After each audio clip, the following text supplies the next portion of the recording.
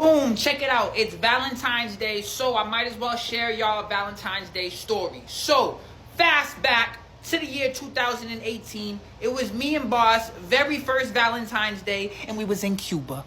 Me and Boss wanted to travel the world. Obama just opened up the border. We had to see what Cuba was about. My adventurous ass didn't want to get a hotel. I was like, nah, got to do the Airbnb. I had to get the full experience. This is the porch of the Airbnb right around the corner from the capítulo. Absolutely beautiful, but that's not what the story's about. I'm going to tell you the very first time me and Boss's relationship got tested.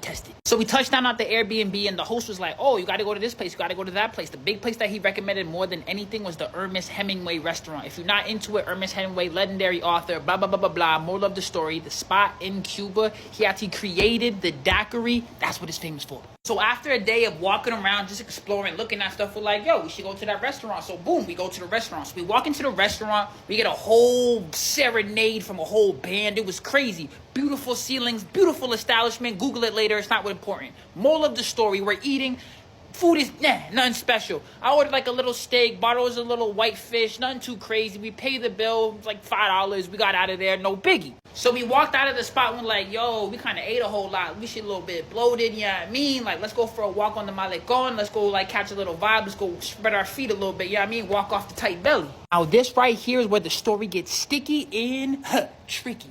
So here we are, walking, minding my business. All of a sudden, I look at Boss. I'm like, yo, Boss, you look too well. She's like, man, I don't know. I feel a little bit hot and bothered. I'm like, you all right? She said, I don't know if that fish is sitting well with me. I was like, what you mean that fish ain't sitting well with me? She was like, oh, actually, I'm allergic to a whole bunch of crustaceans and potentially fishes, a.k.a. I could have ate a poisonous fish in a foreign country that doesn't have any type of emergency services. Next thing I know, I look at this woman in her face. All of a sudden I'm seeing hives. She's getting swollen in the face. She's getting all red, and I'm panicking because you don't got service. You can't just grab your phone and just Uber or CVS. They don't got a CVS. They don't got nothing at that. By this point it was like midnight, and I ain't gonna hold you, I'm straight up panicking. So you would think if you're allergic to peanut butter, you're allergic to crustaceans, you going outside of the country, that you would bring your EpiPen, you would bring some Benadryl.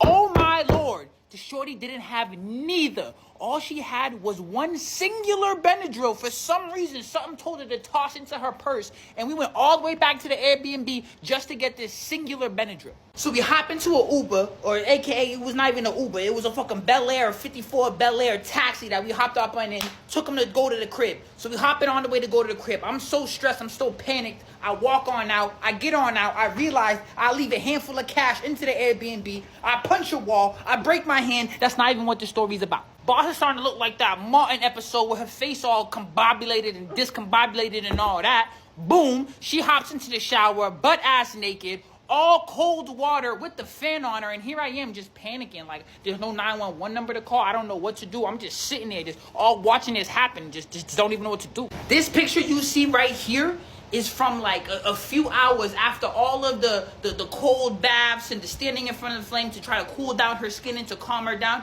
And you can see the stress and the pain on my face. Once I realized she was asleep and we was gonna get through this, hey, yo! Moral of the story, Boss ended up being perfectly fine after doing a cold dip and the fan all up in her face and taking down the hives and all that. This was me. I'll be honest, sick of it. You see the middle finger. I was over it. Moral of the story, folks, anytime you guys are traveling outside of the country, please make sure you have all of your necessary medications.